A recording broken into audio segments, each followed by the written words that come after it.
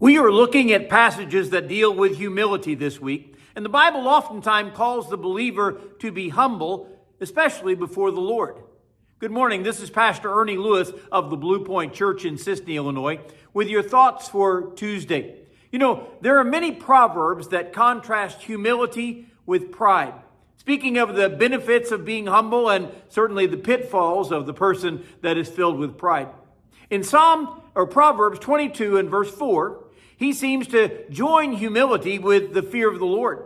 He says in Proverbs 22:4, by humility and the fear of the Lord are riches and honor and life.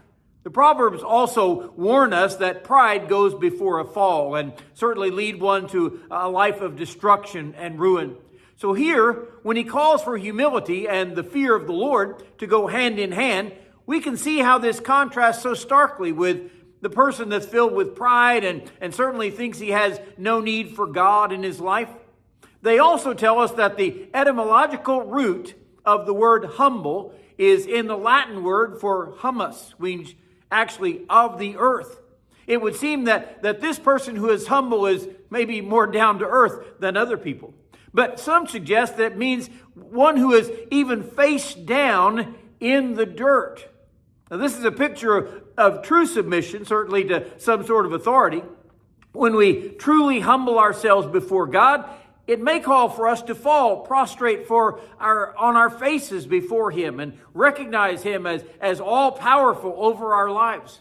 When we take this position before God, whether it's our practice of prayer or it is a practice of daily worship, it is recognizing Him as the sovereign of the universe. And we are not leaving any place in our lives for pride to rear its ugly head. So the author says that when we humble ourselves before the Lord, there are three things that are a result of that. First of all, we will have riches. Now, when we are humble before God, we may see riches a little differently than the rest of the world. I mean, we will see God's blessings on us, and they may not even necessarily equate to this world's finances. He also says we will receive through humility, we'll get honor.